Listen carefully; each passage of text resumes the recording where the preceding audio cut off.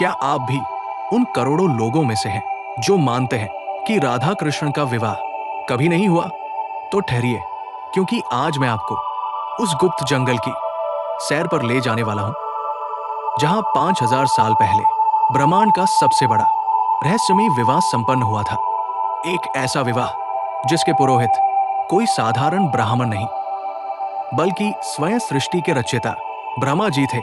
ये घटना है द्वापर युग की, वृंदावन के घने भांडिरवन की। कथा कहती है कि एक बार नंद बाबा बालक कृष्ण को लेकर इस वन से गुजर रहे थे।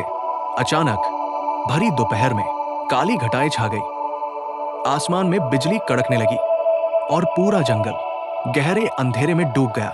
नंद बाबा डर गए, लेकिन तभी एक दिव्य प्रकाश के साथ साक्षात श्री राधा रानी प्रकट हुई। जैसे ही नंद बाबा ने घबराकर कृष्ण को राधा की गोद में दिया, एक ऐसा चमत्कार हुआ जिसे देखकर देवता भी स्वर्ग से नीचे उतर आए। राधा जी के स्पर्श मात्र से नन्हे बालक कृष्ण ने अपना बाल रूप त्याग दिया और अपने पूर्ण किशोर स्वरूप में प्रकट हो गए। पीतांबर धारी कृष्ण और 16 श्रृंगार में सजी राधा रानी। उसी क्षण आकाश से एक स्वर्णिम रथ उतरा और स्वयं भगवान ब्रह्मा नीचे आए।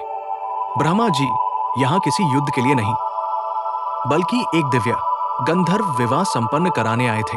हैरान करने वाली बात यह है कि ब्रह्मा जी ने वहां अग्नि प्रज्वलित की और वेदों के उन मंत्रों का उच्चारण किया जो आज तक किसी मनुष्य ने नहीं सुने।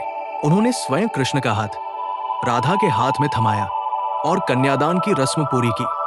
ब्रह्मा जी ने राधा कृष्ण के साथ फेरे करवाए और राधा कृष्ण ने एक दूसरे को पति पत्नी के रूप में स्वीकार किया।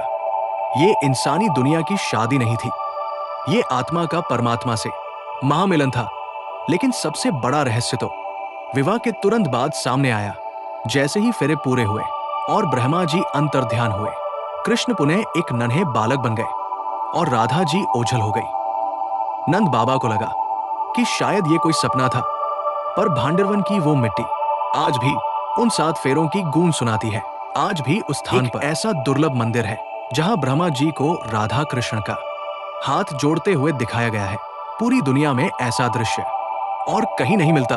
तो अगर कोई आपसे कहे कि उनका प्रेम अधूरा है, तो उन्हें बताइएगा कि प्रेम कभी अधूरा नहीं होता, वो तो शाश्वत है। लोग सामाजिक बंधनों को विवाह मानते हैं, पर राधा कृष्ण तो जन्मों जन्मों से एक ही प्राण है। अगर आप भी इस दिव्य सच के साक्षी बनना चाहते हैं, तो कमेंट में जय श्री राधे लिखें और इस गुप्त सत्य को हर सनातनी तक पहुंचाएं।